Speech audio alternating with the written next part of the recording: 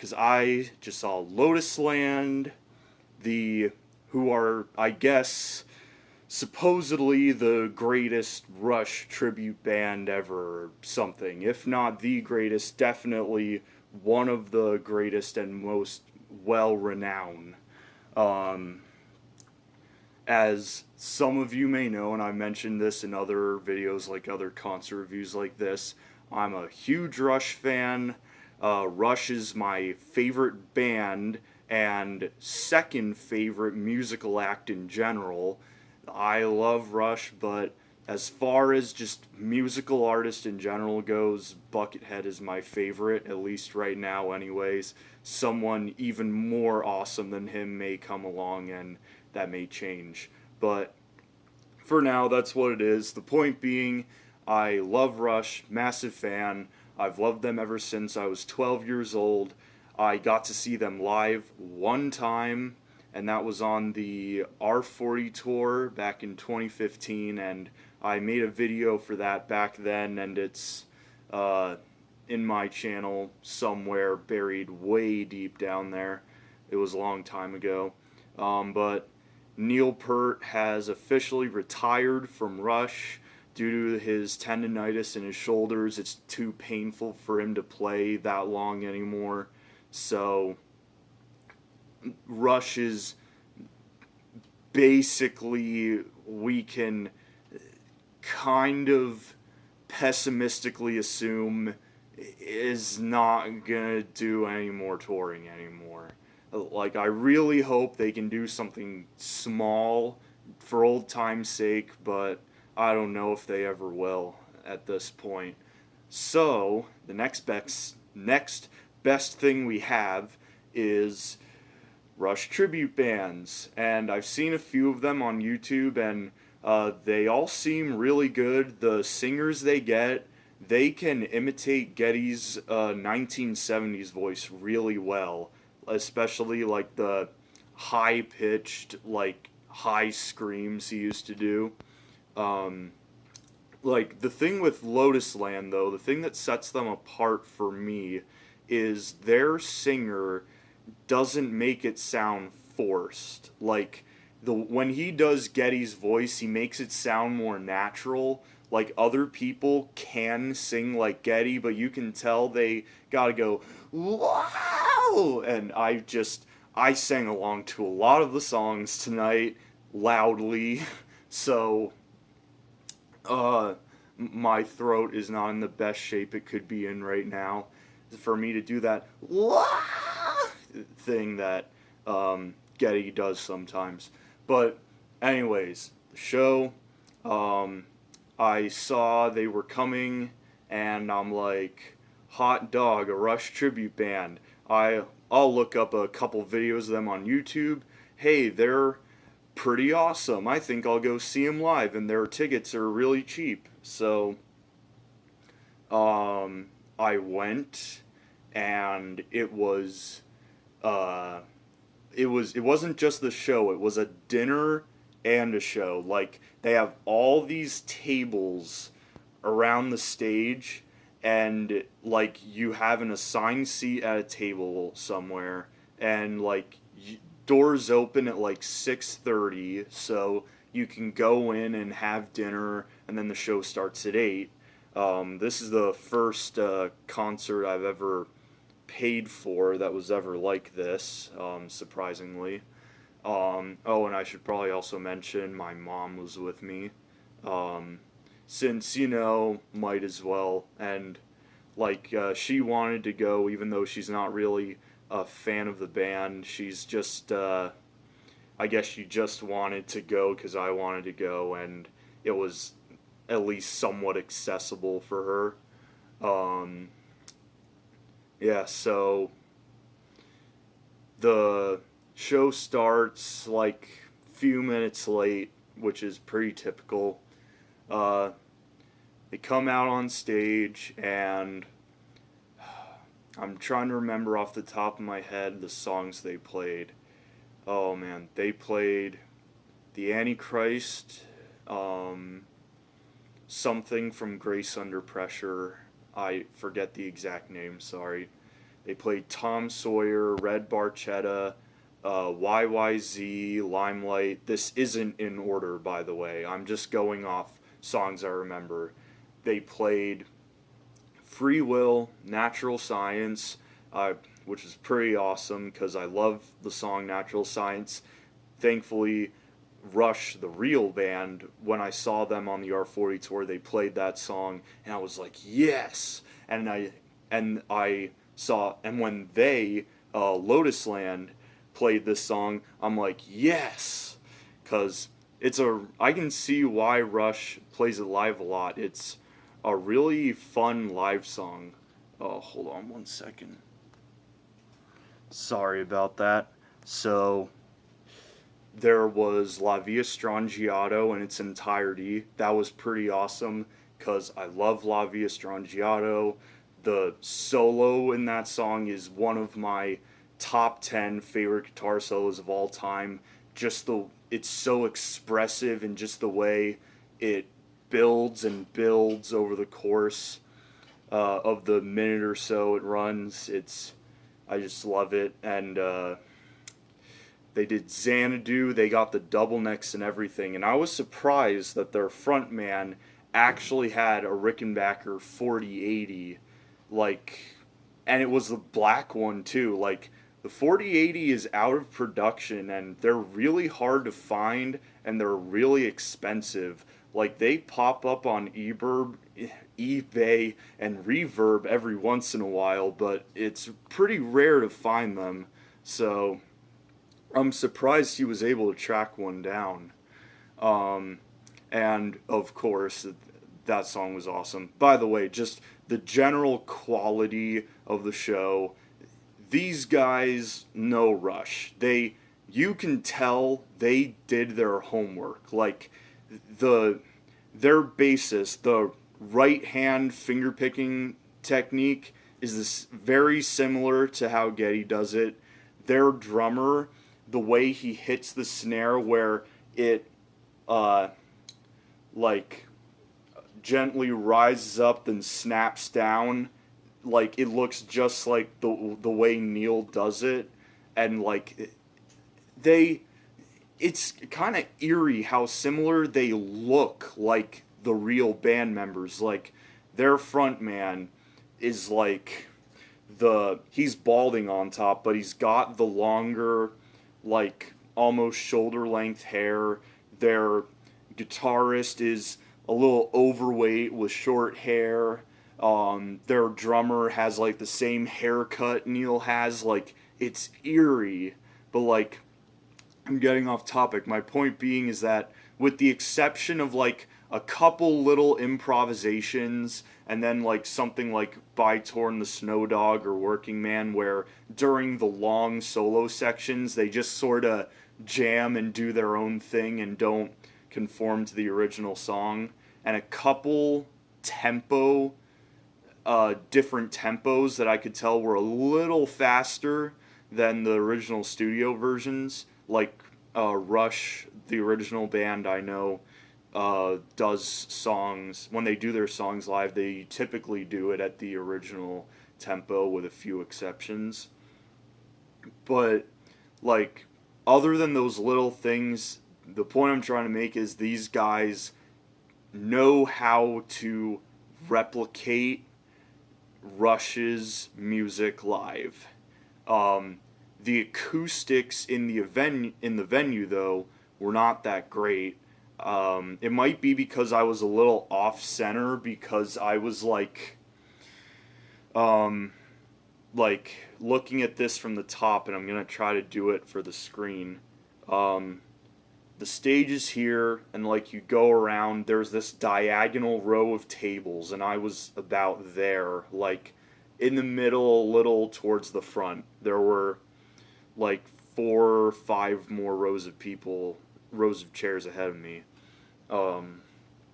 And I guess because I was a little off center, the keyboard sounded a little too quiet. But other than that, the mix seemed pretty good. And just finishing up songs because I've gone on a lot of detours. Oh man, they did By Tour and the Snow Dog, like I said, which was awesome. Wasn't expecting it, but it was great. They did Subdivisions. They ended the show with What You're Doing, Working Man, and while they were doing Working Man, they teased Roundabout by Yes, which I guess why not? Yeah, I was gonna say, like, I heard it and I was like, stupid clock thing. But I heard it and I was like, I paid for a Rush tribute band, and these people on stage are not playing Rush, they are playing Yes. Refund, please. But, no, it was pretty cool. And also, they, at the end of Working Man, just like in the Live in Cleveland Time Machine concert album, they, at the end of Working Man, Rush played Cygnus X1, or at least like a couple bars of it at the end. And Lotus Land did that too.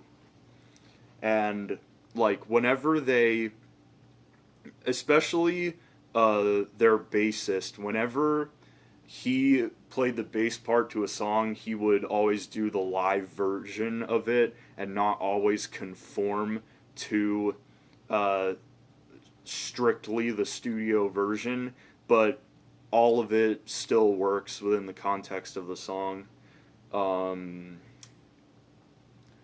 Let's see. Trying to remember if there's anything else other than they closed with The Spirit of Radio, and I was as energetic at the show as sitting in a chair with a table right here and someone else in a chair at a table right here as I could be. Like, the air drumming, the fills, the fingering along to any bass or guitar parts I knew, just like whenever you knew like a big bombastic hit was coming, just like that. And of course any lyrics I knew, I sang my heart out. There were only a couple songs that I wasn't familiar with at all. Like, they played a song from Grace Under Pressure that I knew I heard before. It sounded familiar, but I can't remember the name off the top of my head. And then they played a song from Roll the Bones, which I listened to the Roll the Bones album once, and it's arguably maybe their worst album. And so I did not recognize the song, but the song itself wasn't bad, although I will admit I went up to use the restroom during that song. Typically I don't use the restroom at concerts because I go to a lot of concerts where it's general admission and you stand around, and if you have a good spot up front, you don't want to risk losing it, going out, fishing your way out of the crowd to use the restroom and then come all the way back. But yeah, and thankfully there were a few others like me. I looked to my left and there were like 3 other people air drumming and going like along with the beat. And yeah, and as far as my mom's opinion goes, she was just like I recognized like 4 of their songs, which was more than I thought I would, and like I liked a lot of their melodies. I could tell they were doing a lot of stuff in weird time signatures because I tried counting along. I'm like, ooh, that's not 4/4 or 3/4. That's something weird. So, and for me personally, The show was about like 2 hours and 15 minutes. It started at 8 and it ended a little after 10. Uh, Actually, more like 2 hours because it started a little after 8. But time just flew by for me. It's probably because they're all songs I love. They're all just most of them I know the lyrics to. So I was singing along, so just everything went by really quickly for me. Like Xanadu, which is an 11-minute song, did not feel long at all to me. La Via Strangiato, which is a 9.5-minute song, that song flew by. Like they were getting to the second boo doo doo doo doo doo, and I'm like, wait, it's almost over already. How did it go by so fast? No. And then the craziest I probably got was during Limelight because that song is like a perfect song, and the from the second chorus up to the end, the song just builds and builds and builds, and just all this energy keeps getting pent up as like he does the second chorus, and then the guitar solo comes in, which again is I don't know if it's in my top 10 favorite guitar solos of all time, but definitely top 15. It's so expressive and it's so emotional, and just the vibrato on it is perfect. And it's just, it does the third chorus and then the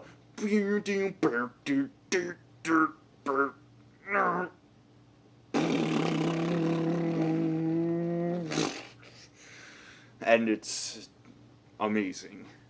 But basically, if you're a Rush fan and they are having a show near you, go see these guys, because although Rush, for now, is not gonna be touring, we got Lotus Land, which is all things considered, the next best thing. So, yeah, not much else to say other than these guys know their Rush. They did their homework. They can replicate Rush live very well, all things considered, keep in mind. And one other thing, the drum solos, their drummer tried to emulate Neil's style of drum solo during the drum solos. Sorry, anyone who's seen like earlier live shows with Neil's drum solos from the 70s through the 80s, it's that same structure, the same kinds of rhythms and fills, the doing things with the cowbells and stuff. And he didn't do one, he did two. The first one was during YYZ, which was really long. Well, not really long by Rush standards. It was maybe, I would guess, like 5 minutes, which is a pretty substantial drum solo. And the last one was during Working Man. It was at the end of Working Man before the big last chord. And that was only like 30 seconds, but I count it. And yeah, not much else to say other than they're really great. And as far as the acoustics in the venue go, I'm not really sure why they were a little off at this show, because I've seen keep in mind this is a small venue, so when I say this, I don't mean to sound like pretentious or anything, or snobby, but like my old guitar teacher's band back when I was like in high school, I saw them do a show there in that exact same room, and that was the best that band ever sounded. in my opinion, or at least the best I've heard them in person. Um, so, and I guess I'll just make a note of it to add a link to some stuff of theirs in the description. But yeah, Lotus Land, awesome Rush cover band. Definitely check them out.